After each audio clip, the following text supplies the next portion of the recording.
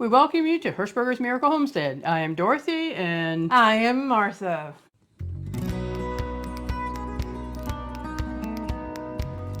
Well, it looks like Dorothy is home. She was out of state on a mission. Let's go see what the mission was.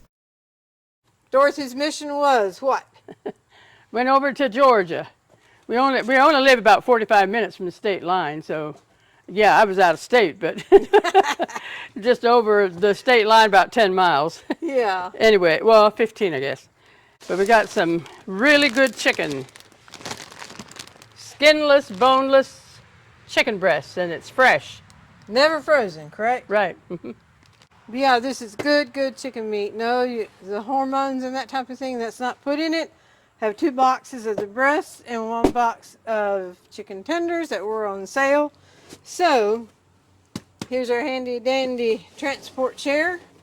Hold it so it doesn't roll away from you. Yes, ma'am, thank you. So we'll put them on here and roll them in the house. And as we said, they were never frozen, so we're going to repackage them to near size packs that fit our needs. And these boxes are a good, perfect size to fit in our freezer. Yeah. All right. 40, 80, 120 pounds of meat. Right. I did my math.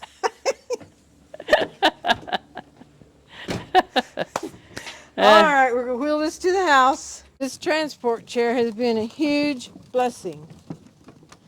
Mom, it's what we used to transport her around to doctor appointments and all. And then at home, when she had to carry a load somewhere, I say a load, just anything. A load is anything that takes your hands. She put it on there and then she would do like this and push it to where she needed to go. And then depending how she felt, she'd sit in it for us to push around in the house as well. But anyway, that's 13 years ago, so we have been using it since then, toting groceries in and out. We have the ramp and go wheel right on into the house. I'm going to put the camera down now so you can see this threshold ramp. It is the neatest thing. There was enough of a step there that made it unhandy going in and out. So we got that threshold ramp, and our brother Junior put it in, and he worked to get it in there just right too with the door and everything. So see how slick this works? Just come up here and just pushes right up and over and in. So that, my friends, is an easy way to get things in and out of the house, especially if you have trouble with balance issues or even just on a normal basis going in and out. On a normal basis going in and out, that threshold ramp is awesome. We can leave a link for it then too, because we can highly recommend a threshold ramp regardless where you get it. The chicken project continues. As you can see, there's chicken here ready for the skillet. We like to cook our chicken a little bit before we can it, and we do it in a skillet.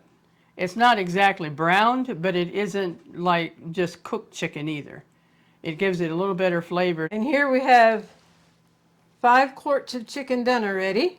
And the 3 boxes that you saw in the van, 2 boxes, they come 10 pounds of chicken in a little bag. And each one of those bags we cut open and repackaged it down to the size that we like.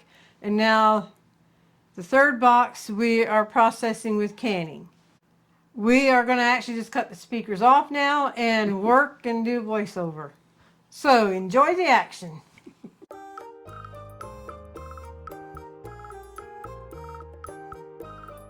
Martha's in the process of frying out more chicken to be canned.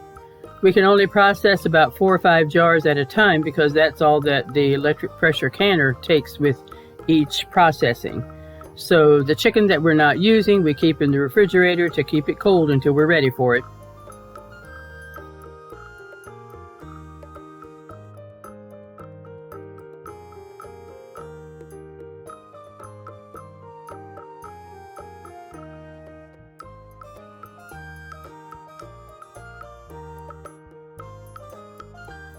Dorothy is multitasking. She is cutting up celery and onions to be used in our canning projects, and she's sitting with Buddy, which she enjoys, and they are watching YouTube.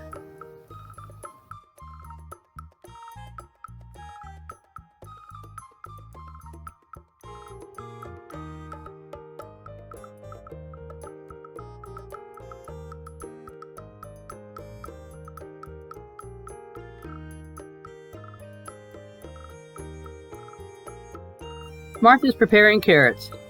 Notice how she utilizes a cup to help her in the holding of the carrot. She usually props the carrot on the edge of the sink, but she chose to find a way to do it on the countertop so she could do it together with you all.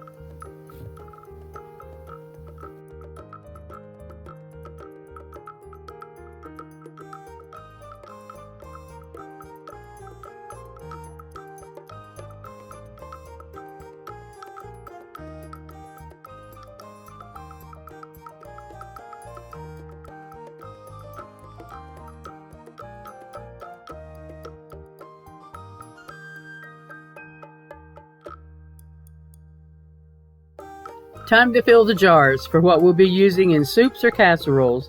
We put the chicken in first and then had carrots, celery, and onions.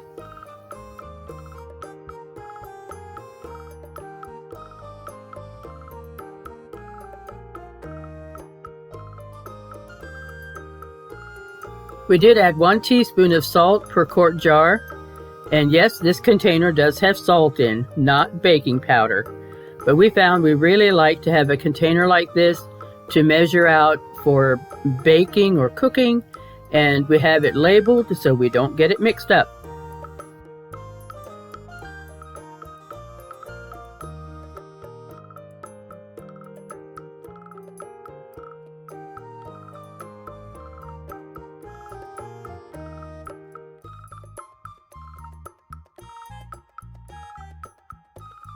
What's for supper? Chicken!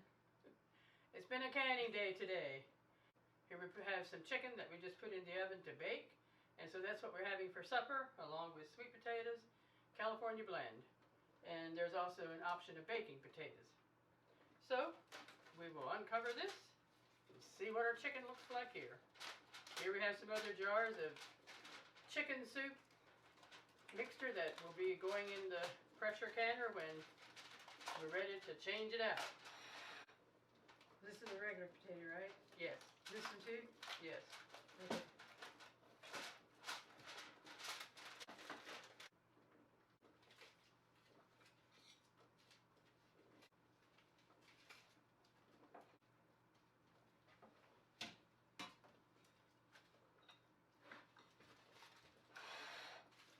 I like the white baked potato, and they have the sweet potato baked potato. There's one for Buddy that will be an option.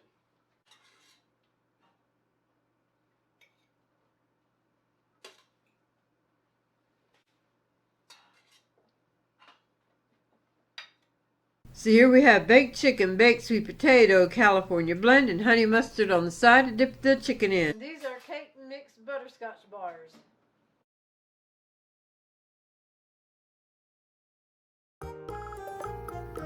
This is the first year that we have used an electric digital pressure canner. You can also water bath with it, but today we're pressure canning. We really like it. You don't have to babysit it like you do other pressure canners. This one will beep and let you know when it's ready for the next step and so forth, and we just really like it. The only downside is that it only takes 4 or 5 quart jars at a time. So our All-American pressure canner can process more jars at a time, but then you have to watch it more carefully. So we have really enjoyed this electric digital pressure canner.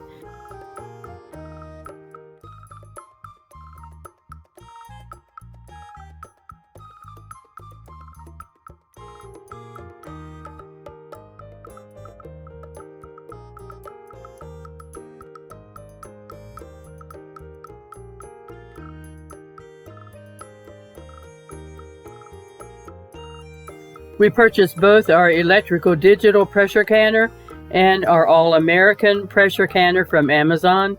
We will add a link in the description box in case you want to check them out.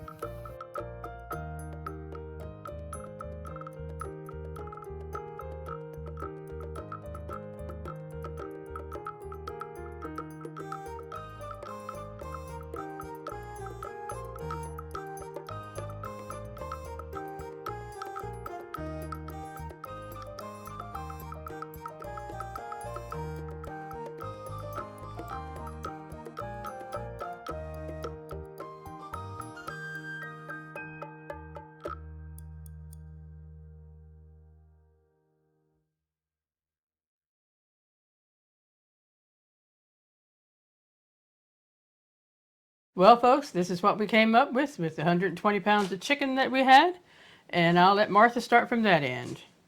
Okay, here we have, these are vacuum packed. It's a big box down here. So here we have the smaller packages of chicken tenders, vacuum packed. And here we have smaller packages of the chicken breasts that are vacuum packed. Over here we have another box of things that we froze. Chicken tenders, we put these in Ziplock bags because we're using these first.